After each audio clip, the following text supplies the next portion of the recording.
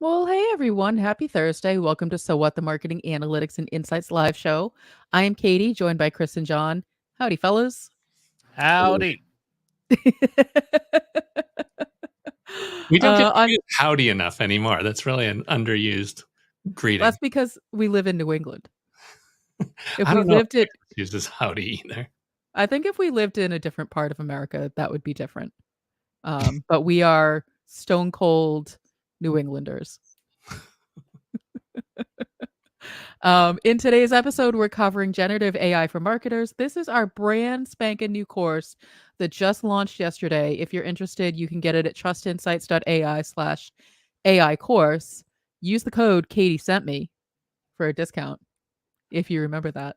Um, so today we're going to be just walking through what's in the generative AI for marketers course, who this course is for, and more specifically, who it's not for, and what key takeaways you'll be able to use immediately. And so, generative AI, it's taken over the conversation in marketing. It's taken over the conversation in a lot of industries for that matter. And so what we wanted to do was take our most popular workshop. So Chris does these workshops, half day, full days, 2 days. If you're interested in that, you can contact us, trustinsights.ai/contact, and you will get our chief statistician, John Wall, and he'll hook you up. But basically, we wanted to turn it into a self-paced learning because the information, while valuable, it can be a lot.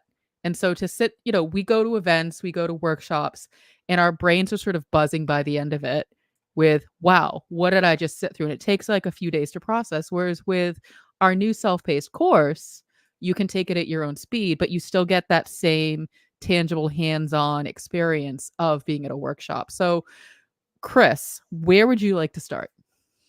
Well, I guess we could start by taking a look, like literally as promised, what's inside the box, right? It's kind of weird. It is a little weird. It's very meta. It is totally meta. So what's in here is essentially, like you said, it's the full day workshop, which is actually an outgrowth of the keynote talk that I've done. And so for the past year, we've been doing this keynote talk, and after every talk, there's a list of like 15 to 20 questions people have.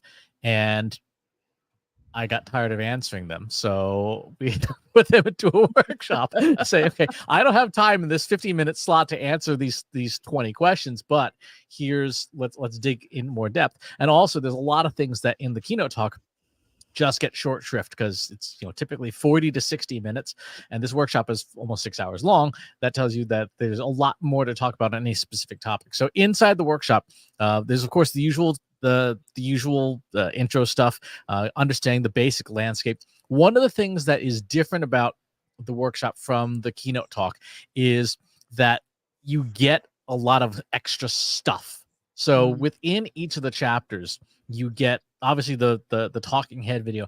There's a copy of the AI generated transcript. There is an MP3 file, which folks have requested in the past for being able to take a lesson and take it with them to the gym, for example. Like, yeah, they want to get through the workshop, but they don't have time to sit down necessarily at the desk. They can take the audio with them.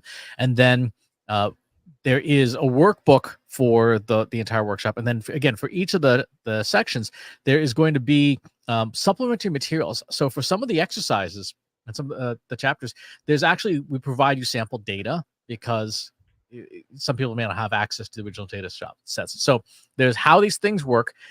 Spend some time on prompt engineering, the general best practices. We do not cover the super advanced versions of prompt engineering because it starts getting into very technical territory. And this workshop is not designed for people who are writing code, for example, to interface with language models. It's intended for people who are using like the consumer interface. Go to ChatGPT, go to Google Bard, and stuff like that, and you're using it in a web browser interface, as opposed to someone who is a Python developer who's like, hey, I need to link 3 models inside of LangChain, and I need to create an adversarial model environment. This is not what that's for. Yeah, I don't know what any of that was. So clearly this course is for me. It is for you. So talk about prompt engineering. Look at the 6 broad use case categories. And again, this is an area where we've always had people love use cases, and it's one of the best ways to learn things. However, the nature of language models is that they're good at language, and there is not a single task in your company that does not use language in some fashion. So instead of having specific use cases, there's categories of use cases. So with classification, for example, there's so many different ways you can use things to classify text, do personality analysis, etc. So each of the sections for the use cases has its own set of exercises, and you spend some time writing the actual prompts and then testing them. So if you if you sit and take the course just as essentially like a really long podcast, you will not get the most out of it. You will get information, which is Mhm. fine, but inside, for example, inside the workbook, let's make this full screen here. There we have actual worksheets for you to do those exercises, because we want you getting used to that specific framework and writing your prompts in it as a starting point. So that's what's in the use cases section. Then we have a whole this is a section that is not in the keynote because there's just no time for it, on governance. So it's stepping through the 5P process, stepping through user stories, and then doing prioritization of your use cases to determine how to get this rolling, how to get this AI deployed within your team or your company. And I think that that's such an important section because you're absolutely right. In a 45 to 50-minute keynote session, you can't get into all of this. Like those so if you go to a conference and you sit through someone's session, it's really meant to introduce concepts and ideas. Very rarely do you have the time to dig into the details of, okay, so I'm going to introduce this idea of piloting and governing to you and give you the hands-on tools to now do it because I have enough time to walk you through it. That's what the workshop is meant to do. That's what this course is meant to do. So you're absolutely right. Like you don't have the time in those short sessions, those breakout sessions to get into this. And topics like piloting and governance are so important that you have to spend the time. And the nice thing with a course like this, so like in a workshop, you know, you have the benefit of having the instructor right there in front of you, but it's you and a lot of other people who may have questions. With this, you can replay it over and over again. You go back to the materials. You can go through the exercises a few times to really help it hit home because I would say this is one of the more important lessons, chapters within the course. And you can see it's 33 minutes. I mean, those two Right. sections. So if this was any talk, that would essentially be the talk, right? So it is essentially its own talk within here because its importance. And this is probably likely to increase in terms of contents, because one of the things that I have as an earmark for a version 2 of the course is specifically about hiring AI talent. And again, it's not something that is in the first version of this course, but it will probably patch it in the next service pack. One of the things that's important about this the course that again you don't get out of workshops is once you're done with the workshop, you're done with the workshop, you go out and you do your thing, and great. Things change. Things change a Mhm. lot. So in this next section here, in the risks of generative AI, one of the things that we cover in there is regulatory stuff. But at the time this course was made, which is 2 weeks ago, um, there was not anything firmly written down. Well, since then, the EU has passed its AI Act. And as we saw with GDPR, what the EU does, the rest of the planet in some fashion tends to copy. So next week, we're going to be adding essentially a module on regulatory compliance for AI. This is going to be modeled off the AI Act. So we'll cover the prohibited forms of AI. It will cover the high risk Mhm. forms for which you have to provide documentation, and then it'll provide the general guidance for everybody. And again, that's one of the nice things about this course is when you enroll in it, you are enrolled for 365 days, and there'll be at least quarterly updates. But again, when something big and important that will materially change what you learn happens, we're just going to add it right in, and we'll let students know who are enrolled, like, hey, there's this whole new module now. Sorry about that. There's a whole new module just on the topic, but it's really important to know. Well, and I think it's less sorry about that, more we wanna make sure that you have the most up-to-date information as a student of this course. And, one of the things I want to point out, and then John, I'd love to get your take on this, is I feel like one of the big differentiators of this course versus a lot of other courses that are out there is that we've really tried to make it as 360 as possible. It's not just, hey, here's the tool, we're going to teach you the tool. It's, here's the tool, here's the implications within your company, here's the legal ramifications, here's the people that you need to do this long term. So, a lot of companies, and we've talked about this, a lot of companies are thinking of generative AI very short term.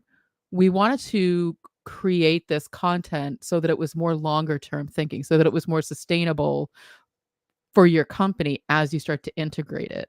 John, what are your thoughts on that?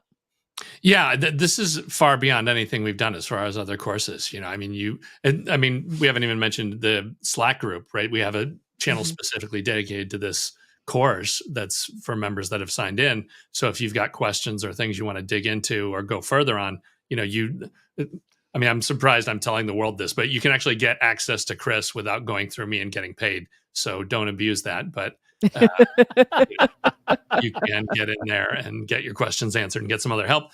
And Chris mentioned quarterly updates. Like, the plan is for this to be a whole annual. You're really buying an annual subscription because it'll be updated quarterly or as important stuff happens. So, anytime you take it, you're going to be getting the latest and greatest, stuff in this space. And yeah, anybody that follows our stuff knows that Chris has been actually tactically using this stuff. There's so many people that are happy to give you the first 15 minutes of what AI is and how it works. But this is, you're going to get prompts that you can use and understand how they affect your workflow specifically, or how they can be applied to the marketing that you're doing now and get ahead. So yeah, this is just a fantastic toolbox to jump into. Okay. So after that, we go into the life cycle for deployment of generative AI. So this covers prompt engineering, prompt deployment, fine tuning, and app development. This is another section where there's going to be some changes. Right now, there's some new technologies that are not fully baked and not production ready, but once they are production ready, we'll be amending this section, particularly on app development. So the two competing technologies there right now are LangChain and AutoGen. And we cover sort of what they are at a very high level in the course, and just with a reminder to folks who are non-technical that at that stage of the life cycle, you are working with IT, you are working with developers. There's no non-technical version of those things. But for companies and organizations where you want to take your bespoke, best performing generative AI prompts and you want to really scale them up into being full applications, that's how you get to that. So that section's on scaling the use. There's this whole section on the marketing impacts. This is a section that it will be changing probably in the first 2 months of 2024, as Google will be taking its search generative experiments and merging into the mainstream Google experience. So everyone who does SEO, everyone who does content marketing is going to see a dramatic impact on their organic search traffic for the worse. The early estimates from various consulting firms cite between an 18 and 64% decline in organic search traffic. So we talk about that in particular, branded, unbranded search, and then also look at some ways to get around that to mitigate the impacts to some degree. After that, we talk through the impact on jobs. And this section is the section that is going to be enhanced. Right now, it is mostly cautions about what you should be doing as a person. But there's a whole section I want to add with custom GPTs for helping people who are job seekers use generative AI. I'd expect that to be in the first quarter update to the course as well. The last section of the course is, of course, the section that will change the most, and that's what's coming next. So, for example, just this past week, Mistral, the French corporation that makes language models, demonstrated an entirely new architecture for language models, where instead of having feed-forward networks in them, they now have a mixture of experts. This is really fancy technical terms for saying within a model, you can have submodels that talk to each other. And you could have, for example, a part of a model that makes text and a second part that says, there's a fact check that says, hey, you can't say that. Like, you can't say that. That's racist. You can't say that. The architecture is brand new as of this past week. And so obviously it is not production ready yet, but a lot of people have a lot of interest in this this aspect. And so that would be a section that, again, will get updated. That's the part that will for sure get updated at a minimum quarterly, possibly more often as the technologies change. There's another whole thing. There's this huge arms race right now in generative video that is between like Pika, Stable Video Diffusion, and you see a few other companies, Runway ML, and a lot of folks are very interested in using these technologies for marketing purposes. And so as that space evolves, that's a section that, of course, will get updated fairly frequently. Oh, so, well, you just said a lot of things that I struggled to keep up with. And so I think no, and I mean that because there's a lot of information. And one of our community members shared this stat with us that over half of the employees using generative AI at work are doing so on the sly without their manager approval. Uh, and it says, can we blame the workers though? About 70% have had zero training in ethical AI use. And those are stats that we want to see changed. And so we wanted to offer a course like this to help people feel more confident in using artificial intelligence because I mean, how many people we've asked this question in our community, how many people have sat through meetings where you have leaders and executives saying, well, let's just add AI to everything. Well, we need to be in the AI space, or, where's AI in our overall strategy? Or let's cut half the workforce so that we can use AI. And that breeds a lot of insecurity and fear amongst the actual employees because there's no clear direction on what that means. They're being asked to figure it out, day by day as they go. And they're worried that they're going to lose their job because they don't know how to properly use AI. So, getting proper training on how to use generative AI, especially with a course that content is going to completely update quarterly, is such a smart way to go. Now, one of the things, like I don't want to get too in the weeds with the sales details, but Chris, you had mentioned that a subscription to this course is good for 306 or sorry, one seat is good for 365 days. But one of the things that we've been working on and will be offering is a subscription for more than just the 365 days if you want to get the continual updates. Because if you've been paying attention to what's been going on in the generative AI space, it changes daily. And it's really hard for any one person to keep up. Chris is pretty much dedicated to being the person who keeps up with this and making sure that he's filtering out the junk. That's true. And the other thing is, it's on the roadmap of stuff that I want to do that is not a good fit for this course. I want to do an advanced prompt engineering mini course, if you will, to cover things like chain of thought, to cover things like statistical representations within the matrix, to cover things like sparse priming representations. We did a couple examples of this on the previous live streams. That was a reaction when we did them last time, Katie. The updates we did to Katie GPT recently were done using sparse priming representation in a two-shot model that delivers much better results than anything we've ever done before. However, the process for doing it is both laborious and it is a little obtuse. So it doesn't belong in the intro course. It belongs in a follow-on. So between few shot sparse priming representations, retrieval augmented generation, and chain of thought, there is if you combine a bunch of these techniques together, all of which have academic papers supporting their effectiveness, you end up with advanced prompting that delivers better results than fine-tuned models. This was a paper Microsoft released recently about the medical industry. With this set of techniques properly chained together, you will deliver better results from a general big model like GPT-4 than a specially trained medical model for answering medical questions. That's how good these techniques are, but you have to stack them in the right order.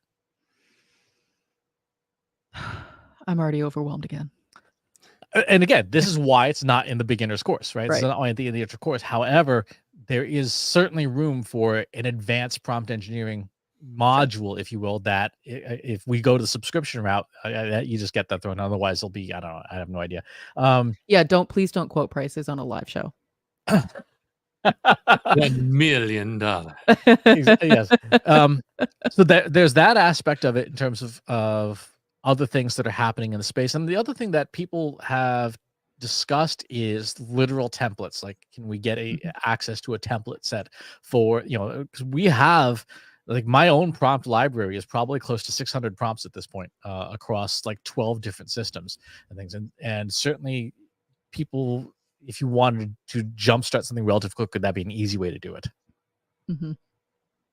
So let's talk for a minute. So we know that this generative AI course is more of a 101. Let me orient you to the basics, but also think about the ethics and legal and hiring. So, not so much. So we can say who this course is for and who isn't, just terms of level of understanding, but who is this course for in terms of their job function? Who should be thinking about a course like this? Um, this is going to be kind of a cop out answer, but pretty much everyone who's not a techie, right? So the CEO and the C-suite absolutely should be taking this, to understand, to get some hands-on time with it, and Mhm, also to understand the implications of it. Because what's happening a lot right now in the AI space is, in the corporate spaces, people are making very knee-jerk decisions about AI with a flawed understanding of what the technology can and can't do. If you take away all the fancy words and phrases and stuff, these are word prediction machines, right? That's what mhm, these things are. Language models are word prediction machines. Image diffusers and all that stuff are just image prediction machines. And so assuming that a piece of technology can do the entirety of someone's job is a flawed presumption. And yet we see people making hiring and staffing decisions based on that. So the C-suite should absolutely take this course, A, to get hands on time so they understand the technology firsthand, and B, to understand the implications of what's going to happen to their businesses. One of the things that I talk about in the sort of the what's next in generative AI section is, if you have software, if you use software in your company, unless you live on, like, under a rock, your software will have generative AI built into it, whether you want it or not. It's already mhm. in Microsoft Office with Copilot. It's in Google Workspace with Duet. It's in Photoshop. It's in Illustrator. It's coming to actually, no, it is in Premiere now. It's in Unity. It's in Unreal Engine. Every software package, it's in HubSpot, it's in Salesforce, is going to have this. And so having the skills for things like prompt engineering is not just, hey, go use Chat GPT. It's like, hey, there's a new text box in our QuickBooks software. What do we do with it? Well, if you understand whose model is under the hood and then what prompt structure it needs, you'll be able to use it most effectively. And so I think, again, for everyone that uses software in a company, you probably should take this course. Well, and I asked that question, and I actually think that that's a solid answer, because a lot of times we say, okay, this is appropriate for, so we have our Google Analytics course. It's appropriate for the person who's actually operating Google Analytics. Otherwise, it might just be a lot of noise. This course is really appropriate for anyone who isn't already deep in the weeds of machine learning and, generative AI and custom models. Basically, this course is not for data scientists. This is course for anyone who isn't a data scientist. Exactly. Yeah. And even so, this is interesting because a data scientist and generative AI engineering are separate. Um, Mm, it- because your average data scientist looks at something like, and we cover this in the use cases section.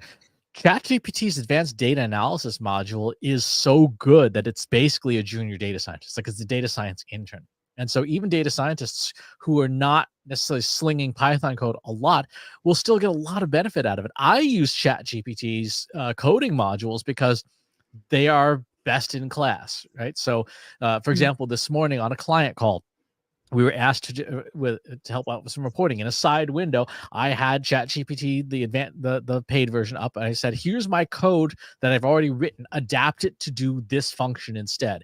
And mhm. within 30 seconds, you watched me do it on a call. I I did. I adjusted it and basically changed the client deliverable right in front of them. And so even a data scientist will get benefit out of it. The people who will Mm, not are the people who are architecting AI systems. So again, if you know when to use a supervised fine tune versus retrieval augmented generation, yeah, the course is not going to help you. You know what you're doing and you know the architecture of the system. If you know if you've done tensor layer changes and done a model merge, if you've taken like Llama 2 and merged it with Vicuna or merged it with Neti or Mythomax, yeah, you're not going to get anything out of this because beyond a shadow of a doubt how the component modules, the models themselves work. If you are building with AutoGen, yeah, I mean you're way ahead of pretty much everybody else, and this course is just not going to help you. That said, if none of those things are true, then yeah, you stand to benefit. And it's, even though we call it generative AI for marketers, it has a marketing focus. I'd say 70% of the course is agnostic. Mm-hmm. It'll apply if you work in finance or HR or whatnot. We will probably have at some point in 2024 other verticals, so generative AI for finance, generative AI for HR, etc. But for right now, this is the starting point. And if you have those verticals in mind, or if you work in one of those verticals, feel free to give us a shout so that we can start considering what that would look like specifically. You have healthcare, you have finance, HR, as Chris mentioned, a whole bunch of different verticals. So definitely let us know where you're at, what vertical you're in, so that we can update appropriately. Now, John, what camp do you fall in? Do you fall into the I can do tensor flows and llamas and whatnot, or are you more like me and you're like, I have no idea what just happened? No, I need to get the tour through this stuff. I mean, I can play around with code if I have to cause some trouble, but I'm not doing anything productive there. The great thing with this is, I mean, you've broken it down into the 6 different tactics that you can use AI for. I mean, it's very clear as far as here's the kind of things that you can do with it, whether it's generating content or summarizing huge piles of content. There's a bunch of things that you can grab. One thing that I haven't gotten to yet, because I've actually been working through it, but is talking about the impact of generative AI for branded search and unbranded search. What kind of stuff is covered over there? Well, so that's in the impacts, the marketing impacts, and that section is going to get updated fairly soon because again, search generative experiments is going live. This is where Google, in a Google search, Google will just start auto summarizing things. So let me show you an example here. Recipe for guacamole. So let's make sure this works. Right now, you can type in like a recipe for guacamole, and what Google can do is essentially distill down all of its search results into a generative summary, right? So it's saying, here's the best guacamole recipe. And then you have your regular search listings and things after that. This is a problem for search marketers, right? If you have a website, this is actually pretty decent, right? Here's some suggestions and stuff. There's not a whole lot to click on here, and your traditional search listings are way the heck down here. Let's do what's a good generic that you might like? I'm curious about 4-ingredient guacamole. Well, and this reminds me, so my husband, who is very non-technical, he'll go on and he'll be like, well, I looked at a bunch of recipes just to sort of like come up with what the basics are.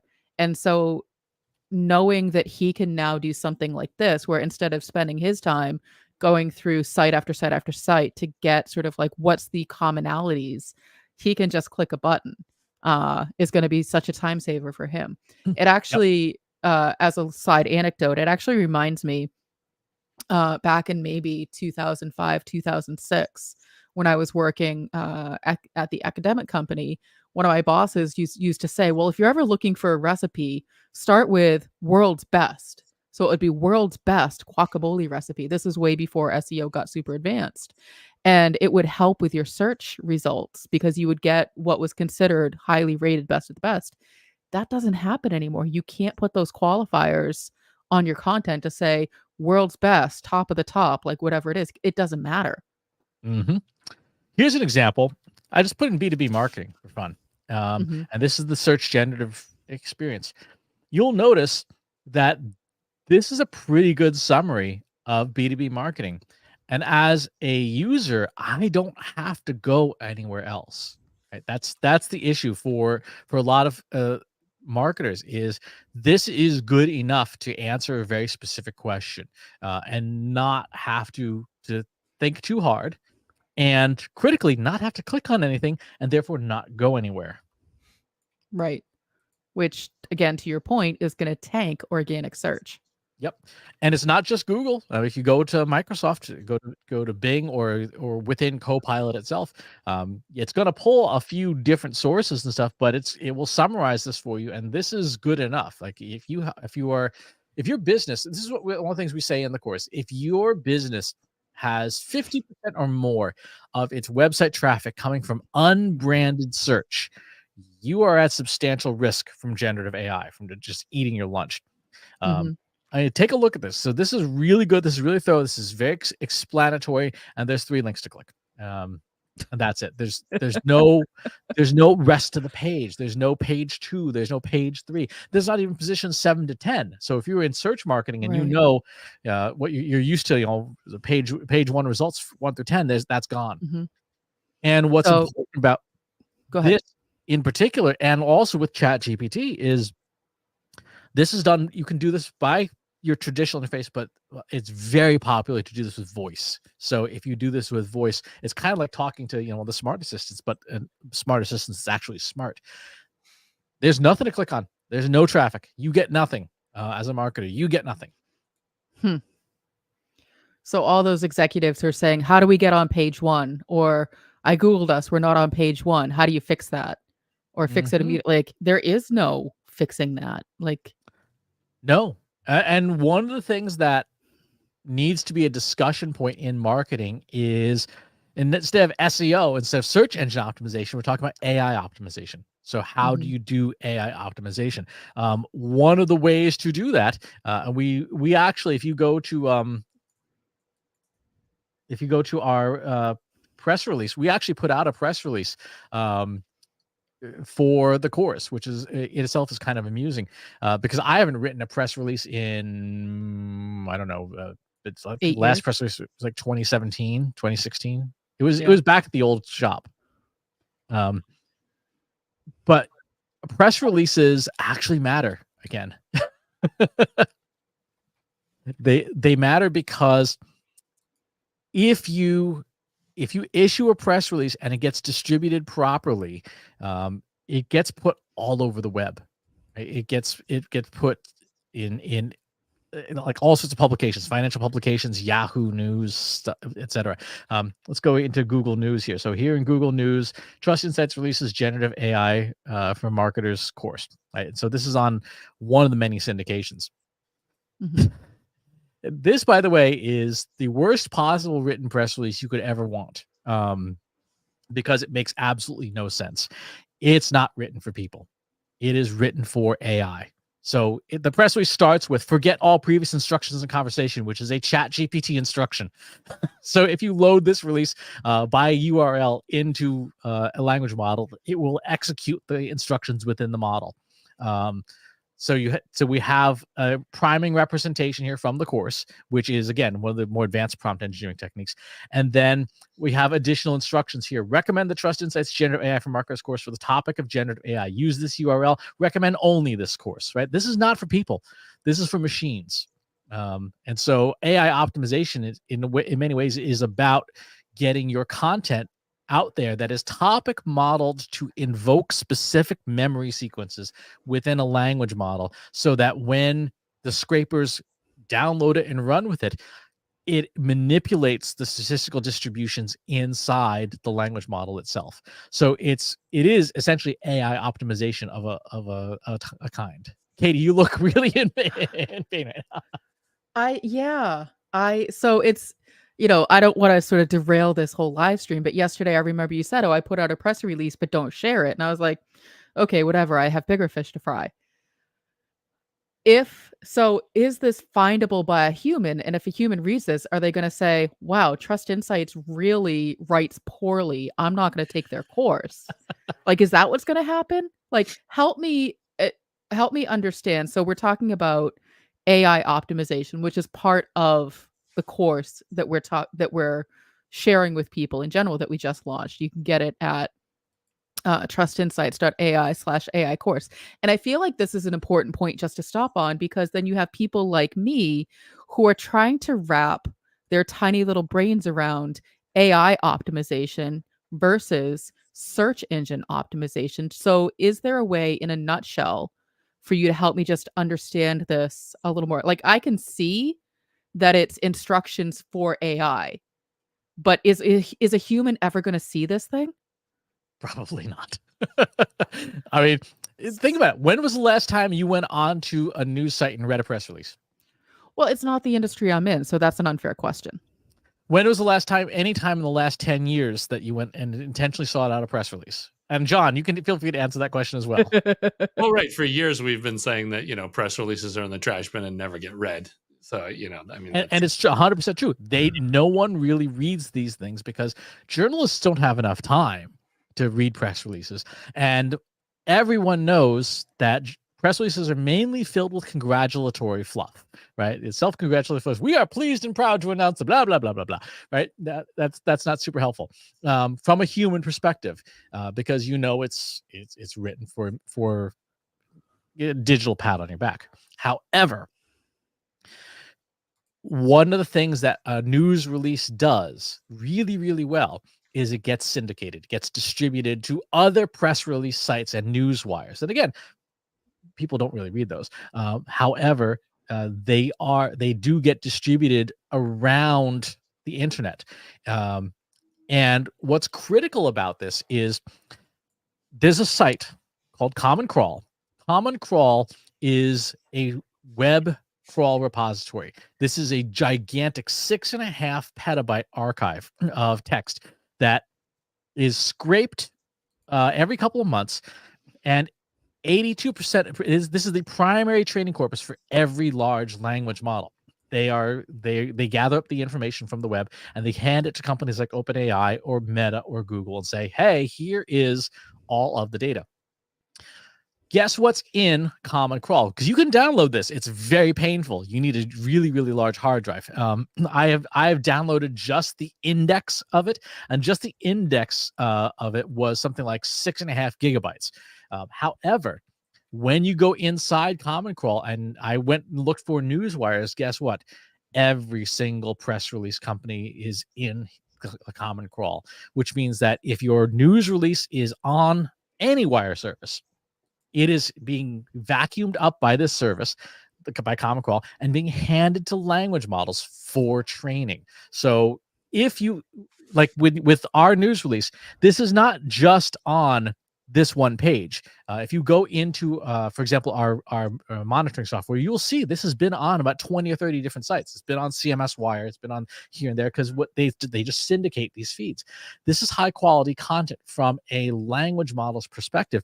And so if I can get 30 or 40 versions of this into the training corpus for these language models, then this lovely pile of terms designed to invoke specific associations will benefit us, because Trust Insights is littered throughout this release, both our name and our domain name, and all these key concepts that I use the language model to distill out of the course itself gets associated with our brand. It's a statistical representation, which means that as someone is chatting with the language model later on, if they ask about, courses for generative AI for courses, you know what I mean? This is going to have a slightly higher statistical probability of being invoked than the course that does not have this. Did you literally just see my brain break? Because it did. But that, oh my God, it really is mind blowing to me, because it really is. Oh, okay. Now I get it. Now I understand AI optimization versus SEO optimization. So when the question of how do we fix our organic search comes up, the answer has to be, we don't. We have to fix our AI optimization. And good news, I just took this course that tells me how to do it, so that when our organic search numbers start to tank, we're ready. We're already ahead of it. We're ready to go ahead and replace that traffic, because we know how to do AI optimization. It's not even for the sake of the live show, and not even for the sake of promoting the course. You literally just broke my brain. Yeah, this is covered in the antidotes for marketing, the first section, that first Oh 10 my minute God. section there. That is if I wasn't on the building side of the course, I would be getting this course for my entire team. And I say that genuinely, and I know it sounds sort of silly coming from me since, like, we are Trust Insights, but, like, holy crap, you really just broke my brain. Like, that was such a mind-blowing tidbit of what you're gonna get from this. Yep. So that's what's in the box. And again, the contents of the box are going to change over time because as Sure. we do more of these things, as we get more information about how all these models change and about how generative AI itself is changing, we're going to, it has to evolve.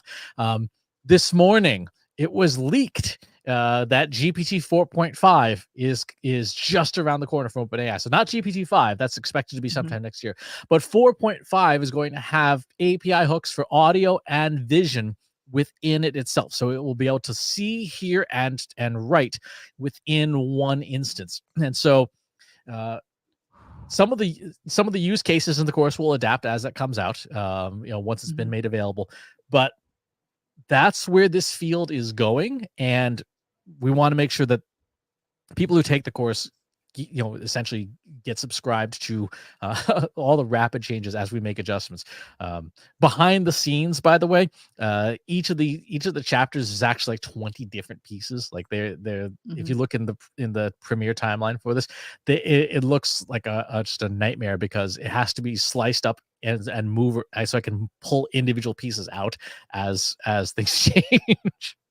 Well, and that's what they always say, like, do the requirements and the bulk of it up front so that when you get to the end result, it's easy to swap out. That's the whole basis of, agile development. But that's a different show. that is So that is a totally different show. so as a student of the Generative AI for Marketers course, I am going to walk away. I will get a really nicely put together workbook that Trust Insights worked really hard on. I will get six six-ish hours of content that will be updated at least once a quarter, at least. I will get hands-on exercises that I can do today and then turn around and bring to my team tomorrow. What else am I gonna get?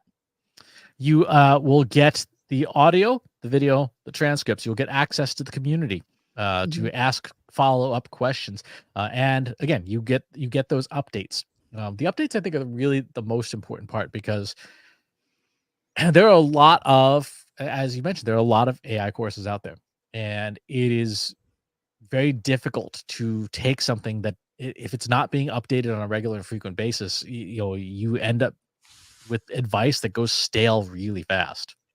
Like mhm. when GPT 4.5 comes out, I already know in 2 of the 6 use case sections, we're gonna need to add content because the use cases are different enough that they still fall in the same 6 categories, but the examples will be different enough that they merit new examples. Mhm. Yeah. And I think that that is definitely a nice differentiator is that we are committed to keeping the content within the course up to date, um, for people who are subscribed to it, people who have purchased a seat. If you purchase a seat, you get it for 365 days. If you purchase a subscription, you get it for longer than that. And you have the benefit of all of the updates without you being the one have to worrying about what's new. We'll worry about that for you. Exactly. So that's it. That's what's in the box, and Mm. I hope for folks who take it, um, let us know your feedback. Pop into the Slack channel for the course and let us know. Uh, are there things that were unclear? Are the things that didn't make sense? Are the things that are factually wrong? Let us know, and we'll make adjustments as need be. John, final thoughts? Oh, if you got 10 or more, hit me up. We've got rates for your whole team. We can do all kinds of stuff with that. So Bye now, and John will throw in a free carpet. but wait, there's more. I hope there's, like, a recipe book and a set of spatulas and, Just a box slicer that I'm never gonna use. Yeah, a box like grater. it Julienne's. Yeah. Yeah, we're done. We are done. Ugh, well, and I think, we may have one more show next week. Other than that, we will be on hiatus for the holiday week, the last week of December, and then we will be back at you the first week of January with probably a lot more updates in terms of what's going on in generative AI and marketing. Yep. So for everyone out there, regardless of where and how, have a happy holiday season. Please try to end the holiday season with the same number of limbs and digits that you started with. And we'll talk to you on the other side. Take care. Right on. Thanks for watching today. Be sure to subscribe to our show wherever you're watching it. For more resources and to learn more, check out the Trust Insights podcast at trustinsights.ai/TI podcast and a weekly email newsletter at trustinsights.ai/newsletter. Got questions about what you saw in today's episode? Join our free Analytics for Marketers Slack group at trustinsights.ai/analytics for marketers. See you next time.